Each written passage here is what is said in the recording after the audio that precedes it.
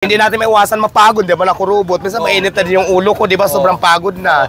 Dagdag pa yung mga nagpapa-priority. Kaya minsan natatarayan ko talaga, real talk talaga tayo doon, di ba? Tama. Eh ngayon, nasa sa inyo na yun. Kasi katulad nung nagpa-vlog dati.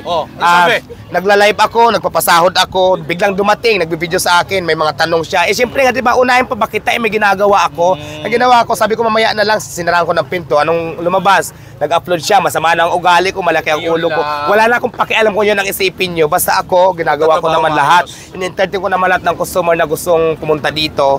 Hindi ko naman sila sinusupladan. Pero minsan kasi, di ba, ilugar din kasi natin minsan. Ako lahat ng vlogger, basher, welcome sa akin. Pero syempre, di ba, ilugar natin sa lugar naman. Minsan, huwag nyo ipilit kung may ginagawa, hindi pwede kasi di ba hindi lang naman kayo yung binibigyan ko ng pansin, mas priority sa akin yung negosyo ko. Di ba? So yun lang naman yung masasabi ko doon. Alam mo, kaya kasi siguro napapagod. Masyado na mabigat eh. Masyado na mabigat eh. No! Wala yan, wala pang 140 yan, hindi yan mabigat.